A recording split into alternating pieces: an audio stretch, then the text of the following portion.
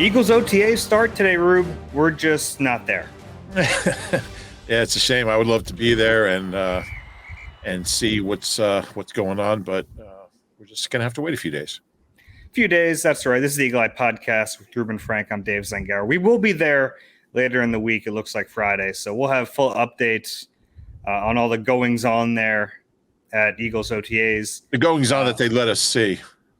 Yeah, it's still exciting though. It's our first chance to see the team on the field together. We saw the rookies a couple weeks ago, and this is, they'll be joined by the veterans. So we'll go through a little bit of the OTAs, what to expect, some of the storylines from there. And we want to get into, Ruby had a piece on our site, 10 reasons you think the Eagles offense is going to be better in 22 than it was in 21. Also, I want to break down a few harder decisions that I had putting together a 53-man roster projection.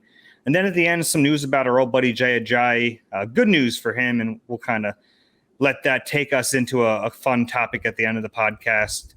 I hope everyone had a great holiday weekend. Beautiful. Ready by Saturday? Yeah.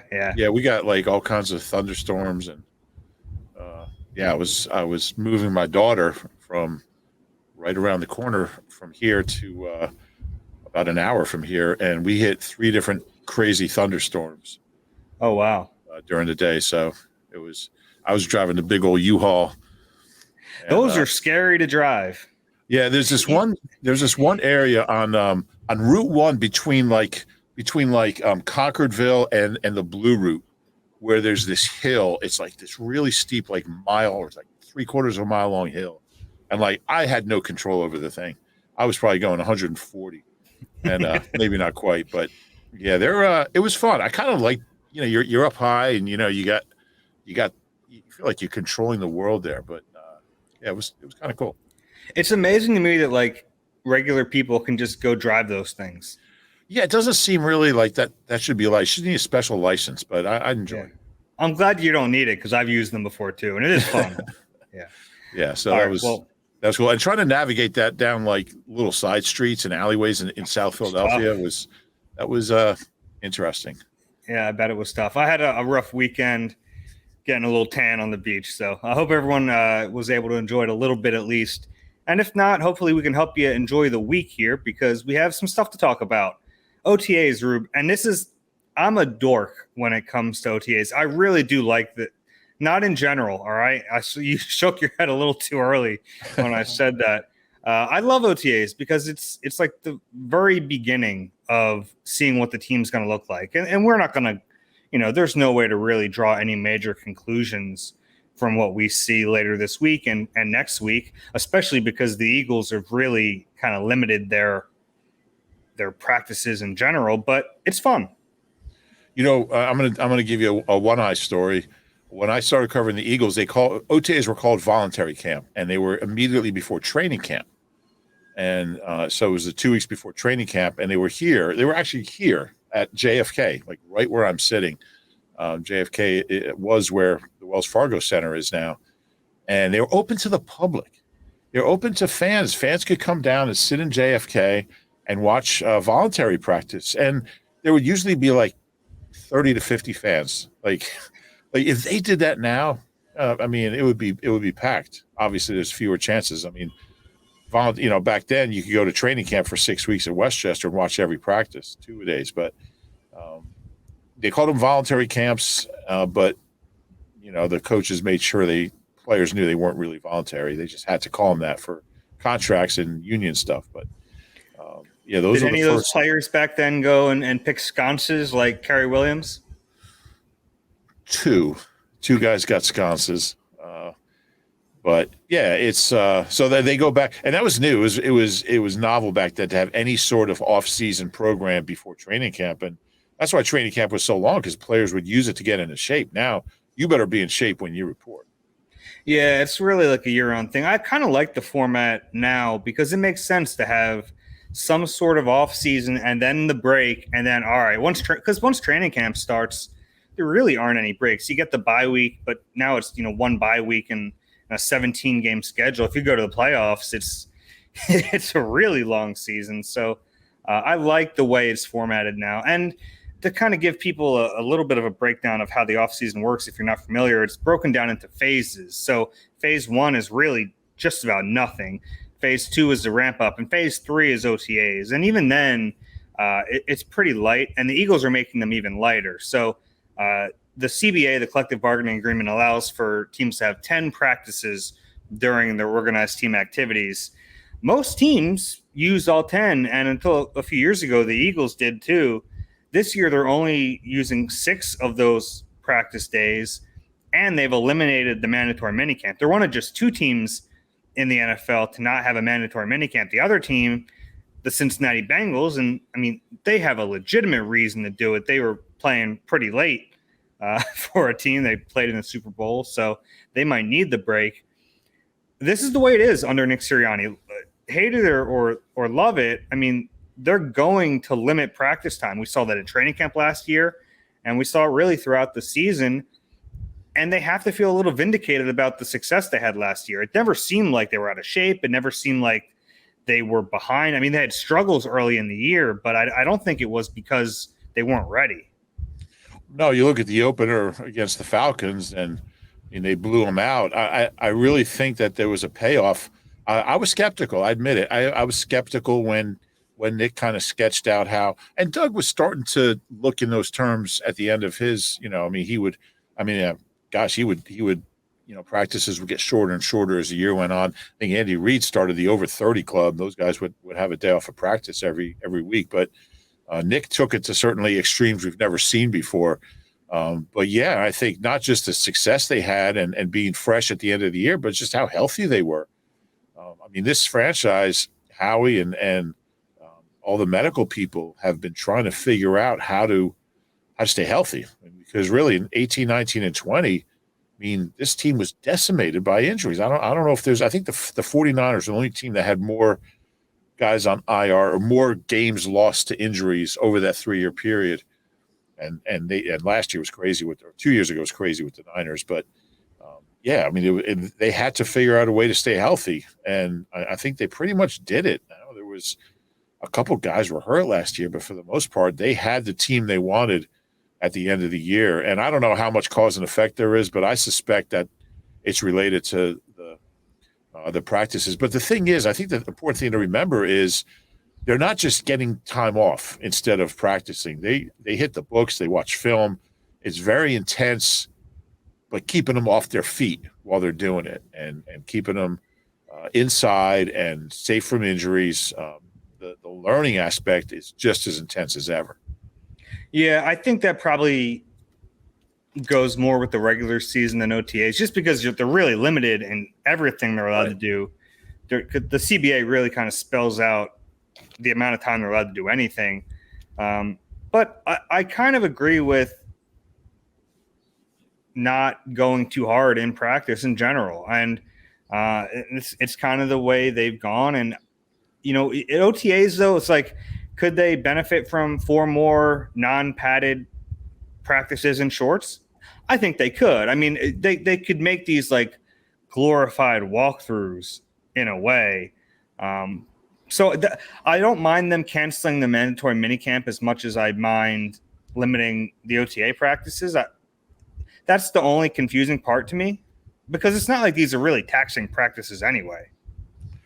Yeah, I wonder if a lot of it just has to do with a young coach, a new coach who's just trying to win a team over. I think last year that was probably part of it.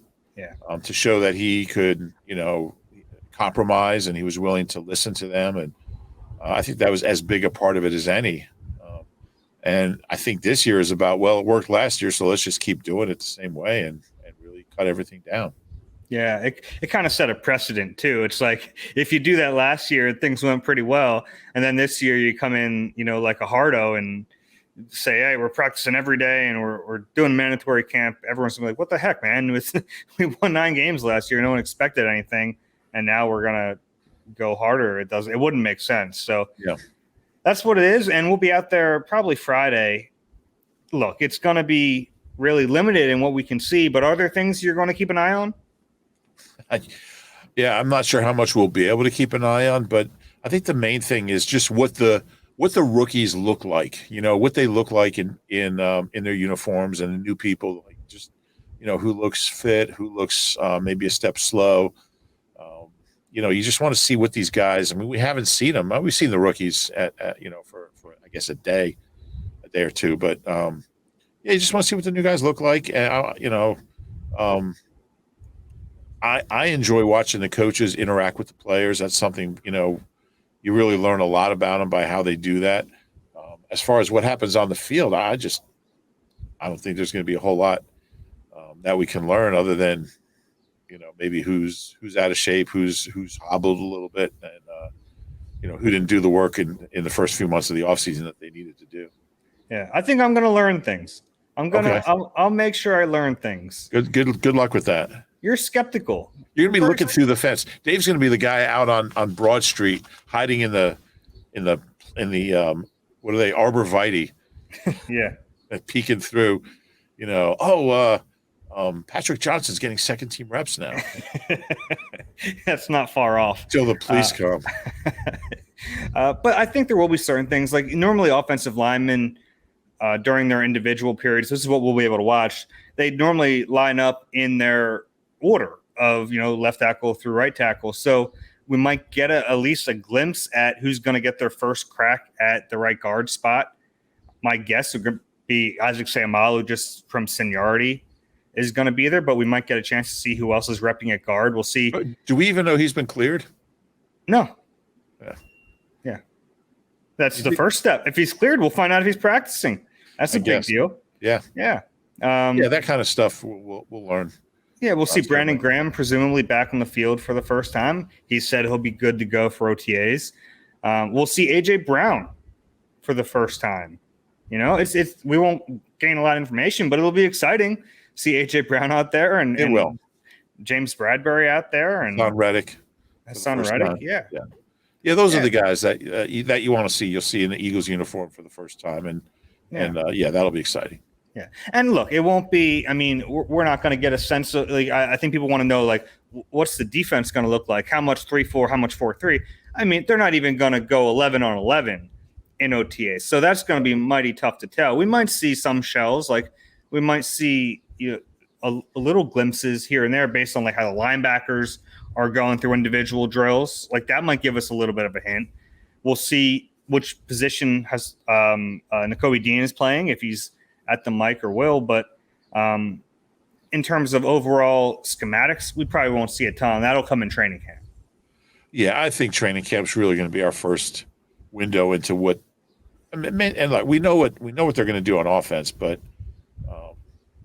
I want to know how they're going to line up on defense. That's the biggest for me. That's the biggest question going into this season.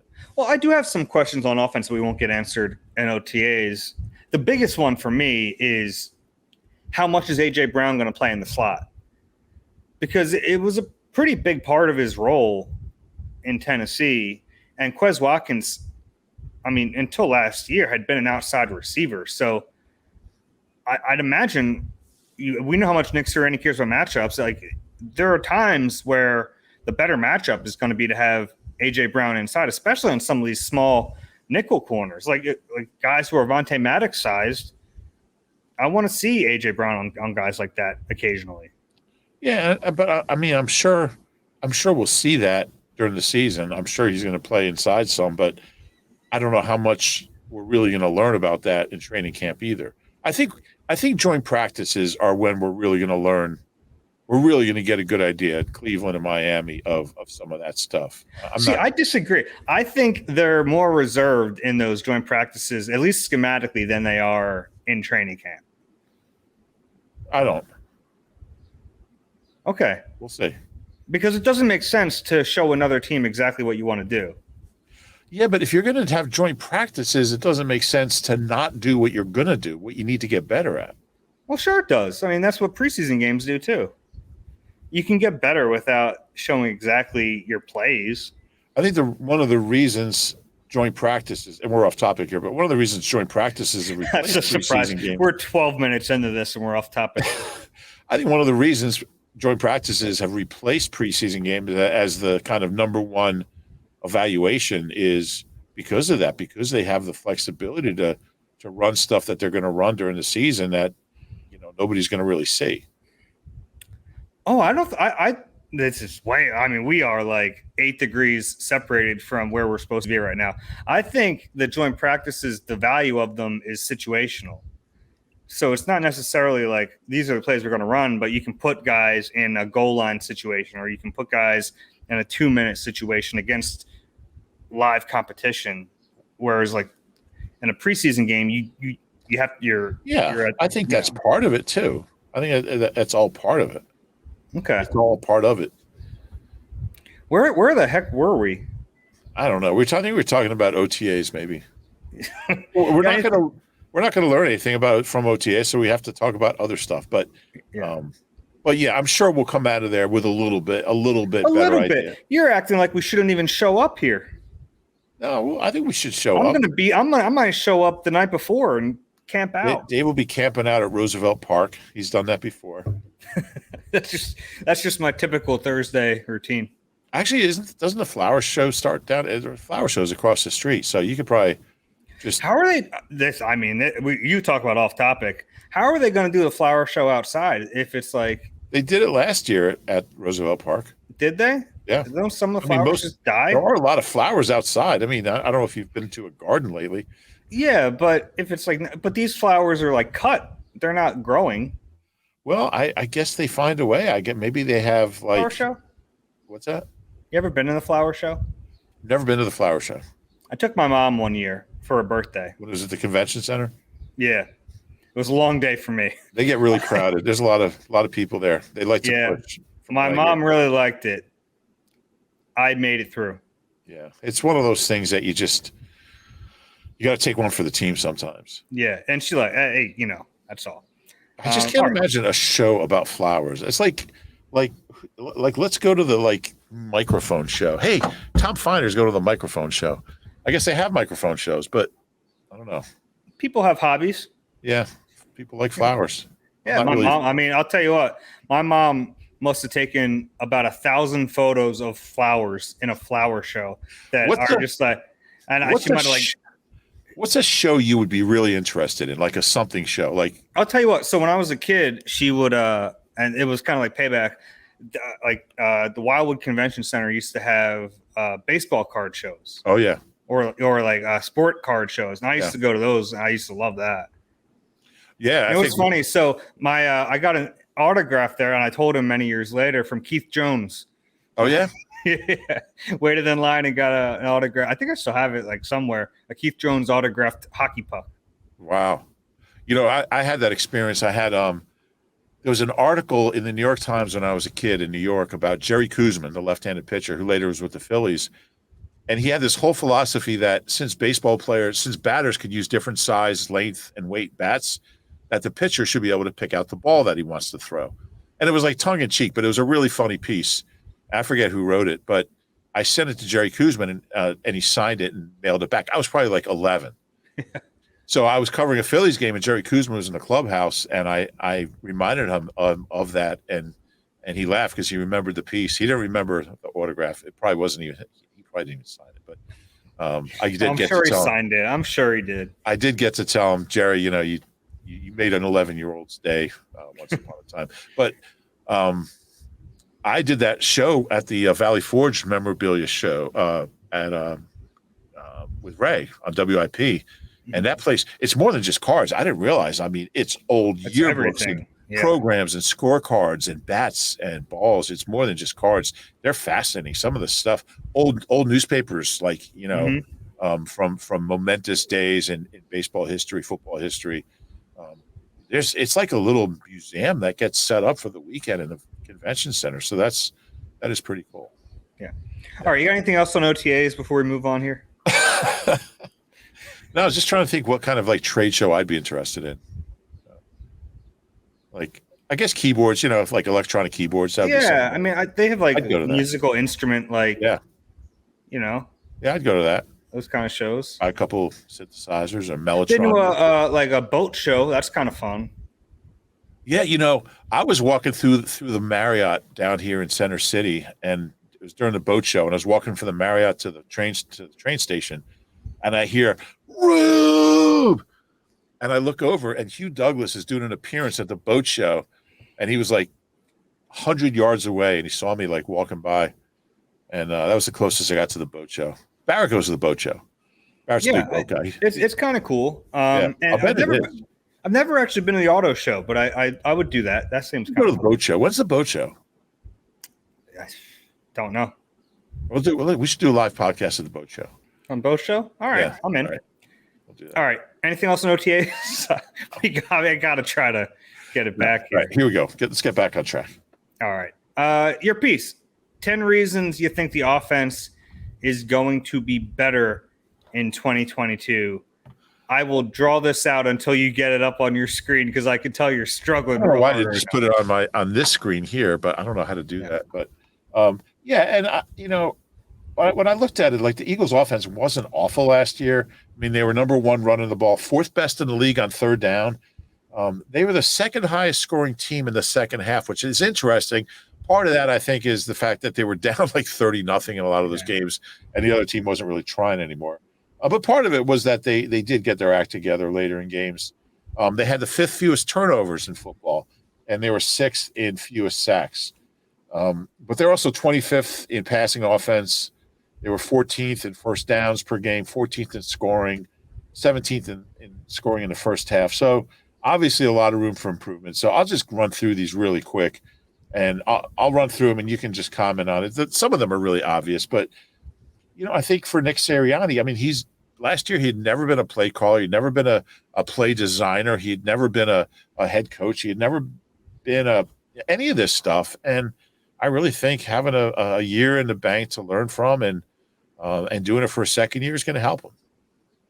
Yeah, and kind of along those lines, they had a unique structure to their play calling last year. Yeah, they sure did. It was kind of trial by fire. It was basically like Nick and Shane Steichen were calling the plays together. Like they'd have a group of plays, but then Shane's actually the one to call it in. So a lot of times, if we talk about Nick's play calling, a lot of times it was Shane Steichen who was actually making the decision of which play they were going to run out of it was kind of like a multiple choice answer, and Shane was picking A, B, C, or D. So I think they figured that out as the year went on, and they got into a pretty good rhythm there. And look, we saw Jonathan Gannon get a bunch of looks for head coaching jobs. That didn't happen with Shane Steichen. So there's a good chance he'll be here for a little bit longer, and they can really kind of create something unique here.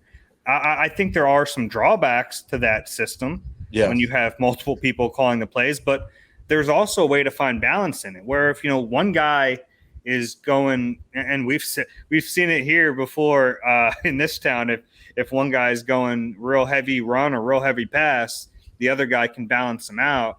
So I think there are advantages and disadvantages to the system. The advantage to having done it for a year is they figured it out a little bit. Yeah, and I think I don't want to say a clunky system, but it's a system with more moving parts than we're used to seeing. Mm-hmm. And you would think that kind of thing is going to only get smoother in year two. Yeah. It's interesting that Shane Steichen, I mean, it's a lot harder for an offensive coach under an offensive head coach to get looks, I think. Their personalities are very different. Gannon loves doing media. Shane is kind of, I think that's really big for a lot of coaching candidates. That's where you get, you get on TV, you get exposure, you get quoted. National guys love you. National guys love Gannon, Yeah.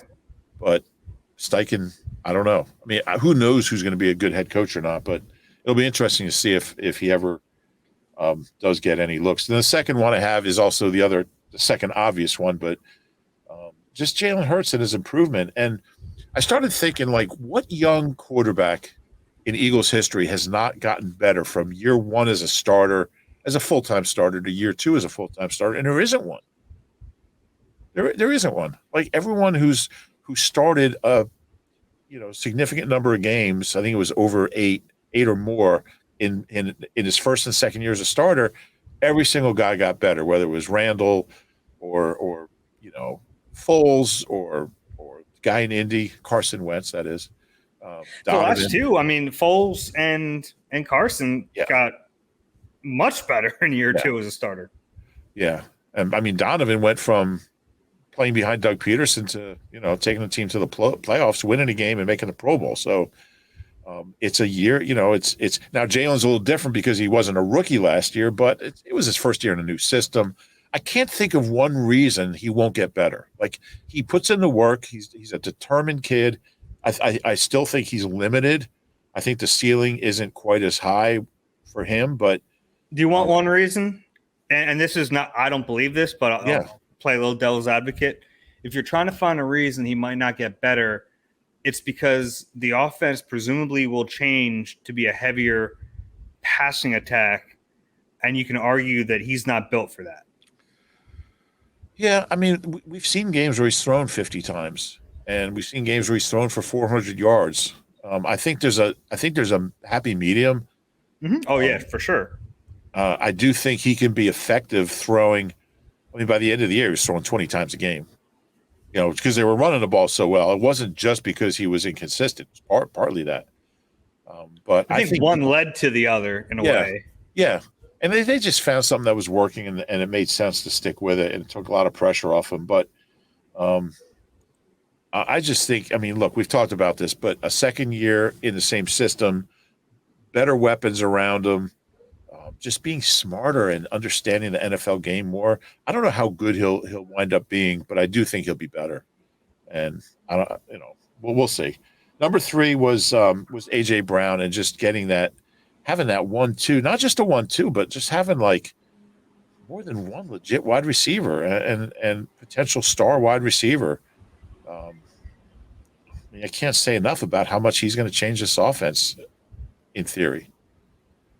Yeah, and I think it is important that him and Jalen have a relationship. I think some of that's gotten overblown at times because they're best friends and everything. But even more than just the fact that they're friends, I mean, they've worked together quite a bit. Yeah. I think that matters. It kind of gives them a good base level to work from. And yeah, he's a really good player. He's going to help out quite a bit. And the flip side of that is Devontae, and I wrote a piece in March on all the reasons I was confident he would get better, and now he's got a legitimate guy who's going to take coverage away from him. I think we were both in agreement. He's like an 1,100-yard guy in year 2. With AJ Brown, I mean, his numbers might not get all that much better because there's a lot of there's more people to throw to, but I just think he'll be a more effective player. I think he and Jalen will find some easier throws. So many of Devontae's catches were circus catches. There weren't a lot of easy, like 15-yarders. I think you'll see more of that just because teams aren't going to be able to, dial up all their coverage to him. And they could last year, which leads to the next one. These are kind of related. I mean, Jalen Reagor played 750 snaps last year, or 730 something. I mean, that's 700, that's 750 snaps where the defense isn't really worried about one of your guys. And that hamstrings the offense so much. He had a historically bad year. And I don't want to pile on. It's always Jalen this, Jalen that. But he was terrible. He was legitimately terrible. And it's hard to play team football when one of your receivers can't catch the ball, can't make plays. And that's the position they were in last year. So just removing him from that equation or greatly reducing his role, I think is just going to, so it's not just having A.J. Brown, but it's not having Jalen Reagor. Yeah. And what's the saying? High tide raises all ships. Is that it? Yeah. It's kind of like that. I mean, because even low tide sinks all ships. Even is the corollary. Zach Pascal. I mean, he's a guy who, when they got him, we thought, oh man, is he going to be the 3? Him as the 4 is pretty good. And look, even Reagor, he's obviously not going to play as much. They're not going to ask him to do as much. Maybe it'll help him out a little bit, not having the pressure on him. Yeah, I mean, I kind of look at him as a, lost cause. Maybe he'll surprise us. Yeah, I mean, maybe he is, but at this point, it's like you have nothing to lose because he's not going to play that much. And if you get anything out of him, great. Yeah, and you touched on number 6, which is Zach Pascal. And, last year, if they went 4 wides, it was Devontae, Quez, and Rager and either Ward or J-Jaw. You know, I mean, that was their four. Now they have four legitimate guys, and I mean, he averaged 500 yards and 4 touchdowns. As you know, if your 4 can average that, I mean, he's not going to probably have 500 yards, but I mean, their 4 this year is better than their 2 last year. If Rager's your 2 and Quez is your 3, which really for most of the year was the case. You know, just to have that kind of depth at that position is I think is huge. So Yeah, I agree. Zach Pascal's 7. Dave chimes in with a yeah. Number 7 is just balance, and you touched on this earlier. I just think you can only do so much running the ball 50 times for 200 yards. Like you can beat some teams, you can run the clock, you can give your defense a break. You can do okay. I think they really maxed out last year on how far they can get, and you saw Tampa was able to do. You know, they sold out against the run and dared the Eagles to beat them in the passing game, and they just weren't good enough. They couldn't do it. So now that they have, I think, a legitimate passing attack, they could be more balanced. They could be more unpredictable. I think there'll be games where they do run the ball a lot, but there'll also be games where they don't have to rely on that, and I think that's really going to help. It'll make it more unpredictable and tougher to defend. Yeah, I think you can win in the NFL being a run-first team, but it's a lot harder. I mean, the easiest way to do it is to have a better passing attack. It was funny. I did a radio show a while back, and I forget which one it was, but it was a national fantasy radio show. They were asking me, like, are the Eagles really going to be this run-heavy again? I said, no way. I mean, they didn't want to be that run-heavy last year. It was kind of out of necessity. We've talked about this before. I still give Nick Sirianni a ton of credit for being willing to change during the season. Most coaches wouldn't have done it. Most coaches would have said, this is my offense. I'm running it regardless. The flip side of that is I didn't think he had a great offensive plan going into the season. I really didn't like what their offense looked like early in the year. It was basically like the Indy offense with some RPOs for Jalen, and it didn't work. But you give him credit because he changed it up, and they did what worked for them. But they have to be better passing the football, and everyone on that team knows it. Clarky needed some airtime there. He's just back from the airport. He's on his way to the airport now. Number 8 was just the fact that they returned just about everybody. Brandon Brooks retired. Zach Ertz is gone. He was gone the second half of the year. Nate Herbig. But really, Kelsey coming back, I mean, they have the entire offense intact for a second year together. And I think that's really big. I mean, you think about it, every significant guy in offense from the second half of the season is back. And that's unusual. There was no free agents that they were in danger of losing. They brought everyone back and they added to it. But, you know, the Kelsey thing I think is huge. But I think just having the whole group together for a second year is big. Yeah, and getting, Mailata and Goudert extended well before they hit free agency was a big deal too. And Brandon Brooks, as well as he played earlier in his time here, I mean, it's not really a loss. He didn't play last year. So played two games. So it's they're bringing a lot of guys back. You're right. And they brought back all the important ones, and then they added good players. Number 9 is a full year of Dallas Goedert. And I looked at Dallas's numbers after the trade. In 10 games after the trade, actually 11 if you count the playoffs. If you take his 11 games without Zach Ertz, he was on 1,100-yard pace for the season. I think it was 1092 exactly, 64.2 yards per game. But he was the fourth. He was fourth in league in yards after the trade. He was fifth overall. So I think a full year, and there's no other real receiving tight end. I mean, we'll see what, Grant Calcaterra does. Relying on a 6th-round pick as a rookie is a big reach. But Jack Stoll is a blocker. Tyree Jackson's a project. And I think they'll play a lot of 12. I think they'll play 12 because Stoll's such a good blocker. But, Goddard's not going to have to split those catches with anybody, the tight end catches. So I think he's a 70 to 75 catch guy next year. And I think He's very good. I think the more you get the ball in his hands, I mean, and Jalen loves throwing to him. I think in general he's underrated. Yeah. I think people in that building and around the league realize how good he is. I think everyone else is about to figure it out. I agree. And I also think people lose track of what a good blocker he is. And that's such a big deal because and Zach Ertz is an all-time great Eagle, all-time great tight end. I mean, he's just – and he got better as a blocker, but Goddard – the things Goddard can do for them as a run blocker are special.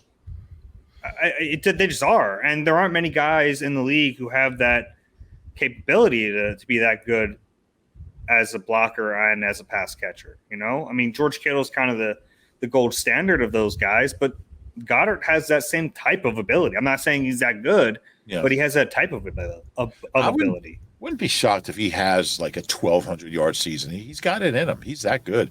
I mean, and 15 yards a catch. I mean, he's an explosive player. His ability to make plays. I was looking at he had 56 catches last year and 42 went for first downs. That's insane. Like he only had 56 catches and he had like 76 targets. Like Mark Andrews had 153 targets. Mark Andrews had, he had like 10 more catches, or 20 more catches, but he had like twice as many targets.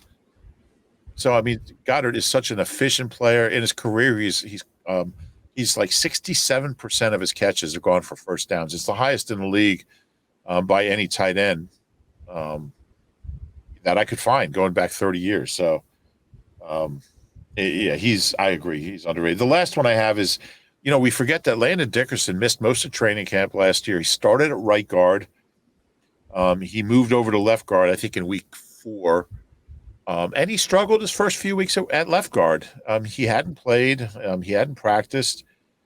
He started out on PUP, and he gradually got to the point where he was playing lights out at the end of the year, second half of the year. But having that Landon Dickerson for an entire season at left guard, that's huge. I mean, that's going to be enormous. And just the chemistry and the cohesion that he has with Jordan Mailata, they're a special pair.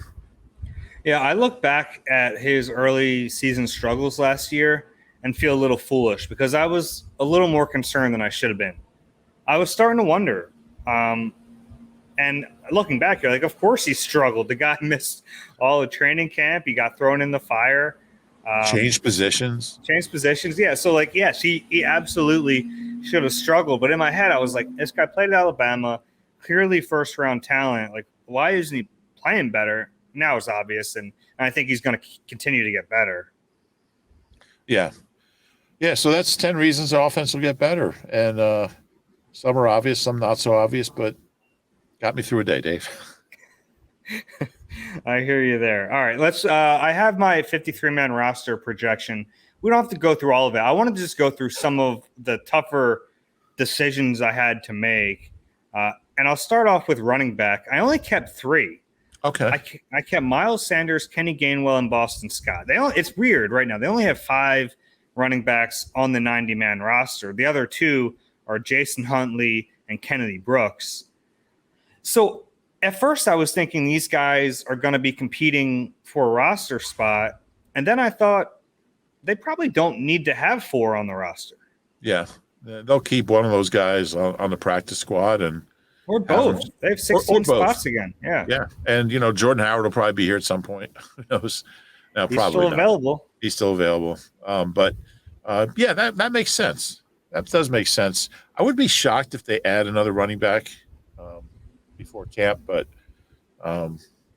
those are 3 really talented backs right there.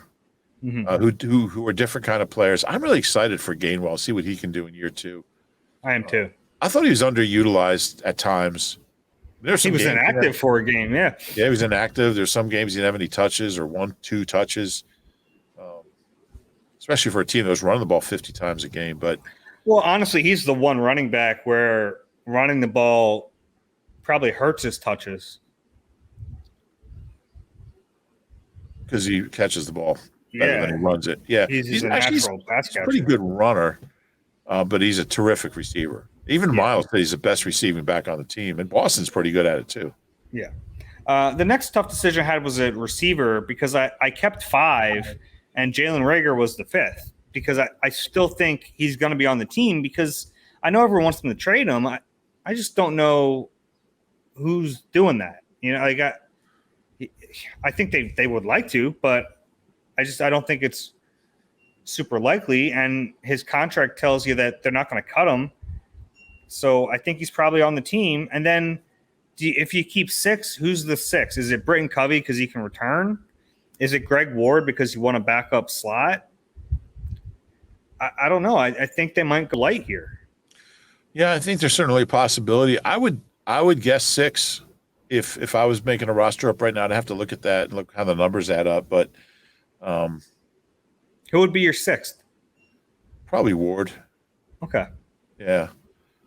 I mean, it's tough. Covey, look, it's tough to cut Greg Ward. He's been here so long, and we all like him, and he's solid. He's a really solid player. You know exactly what you're going to get from him. But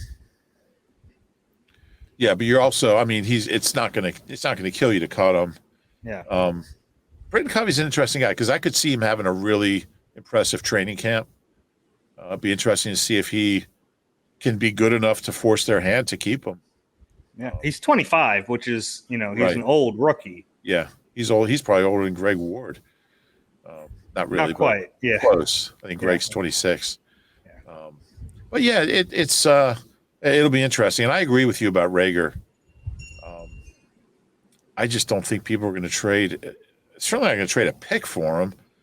I think the only chance they have of trading him is if it's one of those deals where we'll trade you our guy who needs a change of scenery for your guy who needs a change of scenery. Or like about a few years ago, the Eagles, it's like depth positions, right? Like they traded Ryan Bates, the Penn State offensive lineman, for Eli Harold, the Buffalo. And Bates ended up being a player there. Eli Harold didn't make this roster, so the Eagles lost that one. But, I mean, Bates wasn't going to make the roster here anyway. Yeah, just like that. I hate myself that I remember that so easily. I've never heard of those guys. Yeah. Offensive line, it was pretty cut and dry. I kept 10. I think that's a little heavy. A few years ago, they kept 8. They'll keep 9 or 10 probably. But we know they like their depth there, so that's what I did. Defensive tackle, I had them keeping 5. This was a little bit of a surprise. I had them keeping Noah Ellis, the undrafted. You're big on Noah Ellis. I am, from Idaho. There's a lot to like about him, especially if they want that prototypical zero tech. Marlon Tuipulotu is probably the other guy fighting for that job. He was a draft pick last year, didn't really do much. So I think that's probably an open position. Yeah, no, I like keeping Noah Ellis. I think that's a gutty move right there. You have a shot of being right. Yeah. You also have a shot. If I'm not, no one will remember. Yeah. I will. Defensive end, I only kept 4, which is light for defensive end. I kept Sweat, Graham, Barnett, Teron Jackson, but I think you can go light there because you have the Sam players. You know what I mean? So, I only kept 2 of those guys. I kept Hassan Reddick and I took Kyron Johnson over Patrick Johnson. I think there's a chance, though, they keep 3 guys there, and then you kind of rotate some of them as like the overhang guys. Right. Who are your defensive ends? Sweat, Barnett, Graham, and Jackson. Oh, Jackson. I don't think Jackson's going to make the team. Teron Jackson? Yeah. Well, I mean, who's the other defensive end who's going to make it? I don't know. I think Matt Leo. Matt Leo's the only other It's also May, and I could see them bringing somebody in, but I don't think it'll be Teron Jackson. Okay, interesting. I thought he showed a little bit last year. I must have been absent that day. No, I don't want. I mean, he was a late round pick. I didn't see a lot from him. Okay. That's a position I wouldn't be surprised if they add somebody between now and camp. Okay, he's also the type of guy who could play a stand-up edge rusher role, which could help them if they want to do what we think they want to do. Maybe. Yeah. The off-ball linebackers were easy. I think that's pretty cut and dry because you're White, Nakobe Dean, T.J. Edwards, Sean Bradley, Davion Taylor. Cornerback is all of a sudden pretty tough. Yeah. Because we know Slay, Bradbury, and Maddox are the starters, but then you have to pick 3 depth guys. I went with Zach McPherson, Jimmy Moreland, and Tay Gowan, which leaves off Josiah Scott. It leaves off Kerry Vincent. It leaves off Mario Goodrich and Mac McCain. it's tough. They have a lot of depth there. I think Josiah Scott's going to be on the roster. I just think. Yeah. What would you have done there? Because I have 6.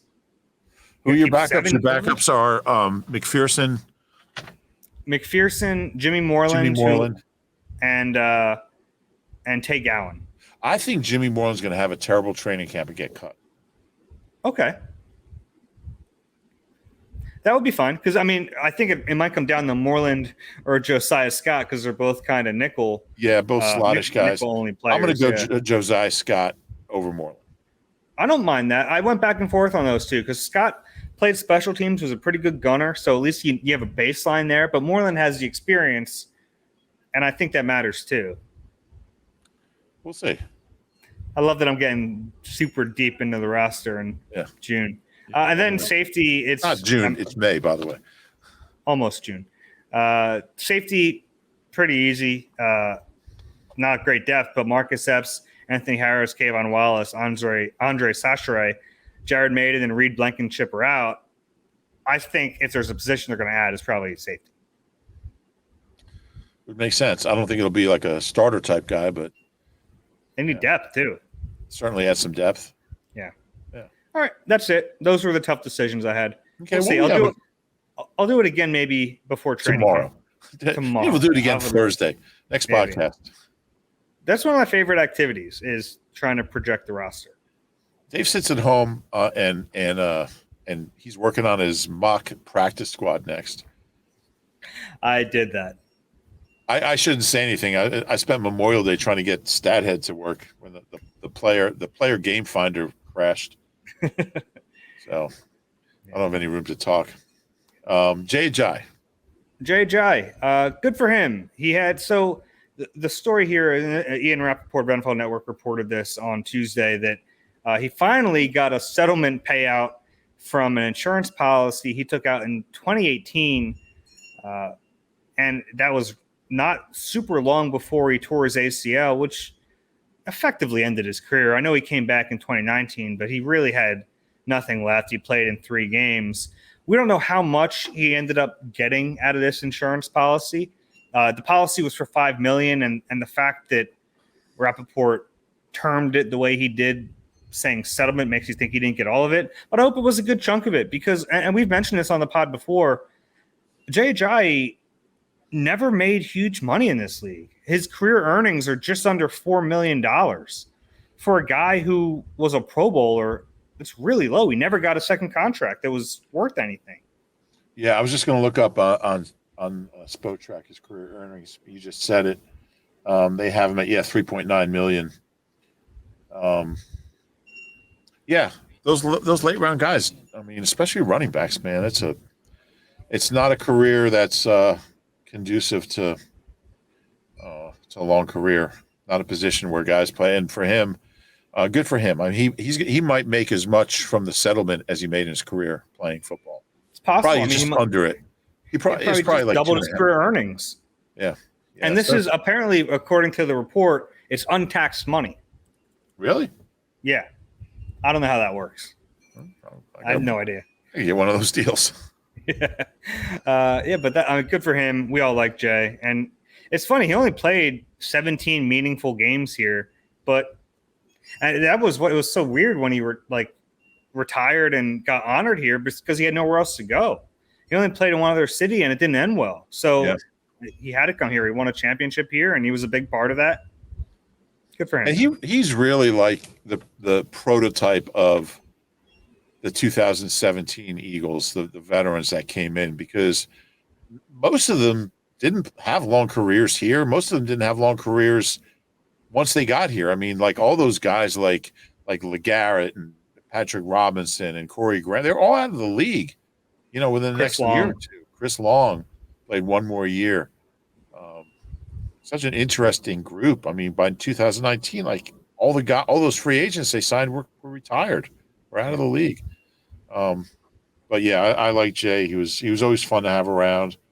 Gave me a great interview in Minneapolis at the Super Bowl. So I'll always be forever indebted to him for that. But it got us thinking about other Eagles players whose careers ended prematurely because of injury. mainly. So we both came up with some names. How do you want to do this? You want to just alternate? Yeah, I mean, look, I think the biggest one, and we didn't even mention him before, is Jerome Brown. Obviously a unique situation, but that's the top of the list of, you think of what could have been there. But we came up with the only other one we shared on our list was Sean Andrews. I mean, because I think some people forget how good he was. Like, that was as good a guard play as you'll ever see. Yeah, I agree. I think there was a point where he was the best offensive lineman in football as a guard. Yeah. And, he had the back issues. He had mental health issues that he was public about. He's really one of the first guys to talk about that. It wasn't for a while later. It talked about being bullied in the Eagles locker room and all kinds of stuff. But what a player. He was out of the league when he was 28, but he didn't play when he only played a couple games after he left here, a couple games with the Giants. But his last full season, he was 25, and he's already an All-Pro and a 2-time Pro Bowler. It was an unbelievable talent, and I think he would have eventually been an All-Pro tackle, but it never happened. You think he would have moved the tackle? I think so. Yeah. Why is that? I think he would have been the best tackle in the league. Why do you think he was going to move the tackle? I'm just curious. Yeah, I just think because he could handle it, because he could do it. And, they had 2 great tackles at the time, but I think eventually he would have moved outside. I think that was the plan. Interesting. Yeah. Who else is on your list? To me, the ultimate guy is Byron Evans. And B&E tore it was an awful injury against the Browns in 94, about halfway through the season. Broke his leg, had cartilage damage. He had just turned down a contract extension worth almost $2 million a year, which, look, that's what practice squad guys make now. But back then, that was a lot of money, and he never played again. It was a very serious injury when it happened. He was at training camp last summer, and he looks great. And he said he doesn't have any lingering issues from that injury, but it was career ender, and he was 27 when he played his last. And he was like the most underrated guy in those great defenses because he never made a Pro Bowl. He was always really close, but he was a heck of an inside linebacker once he learned how to play in Buddy's defense. Mike Reichenbach started for the first couple of years, and Byron would play a little bit, but by the time Byron was a couple of years in, he was a terrific middle linebacker. So that was a sad one. Yeah. How about Jerome McDougal? Yeah. Because everyone remembers the gunshot, which was awful. To have that added to the reasons you can't get on the field is just, it's awful. And it was a shame for him, but he had so many injuries before that. And I don't know if he ever would have been good beside it, but he never got a chance to, Rube. He just never got a chance to even be on the field. Eli Manning says that the hardest he was ever hit was in that game against the Eagles when Jerome McDougal got one of his 2 career sacks.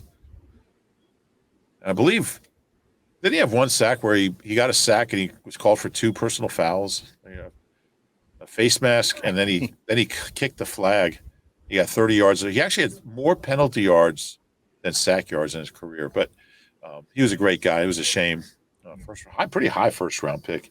I remember Big Red would read off the injuries at the beginning of his pressers. He'd be like, Westbrook's got the ankle. He should be fine. Buckhalter, he's got the knee swelling. He'll probably be out for a couple more weeks. McDougal with the gunshot, he's out. Come on. That's a great story in Eagles beat writer history is everyone sitting there going, what? Because that's exactly the way Andy delivered it, right? It was just matter of fact. Yeah, that was Big Red.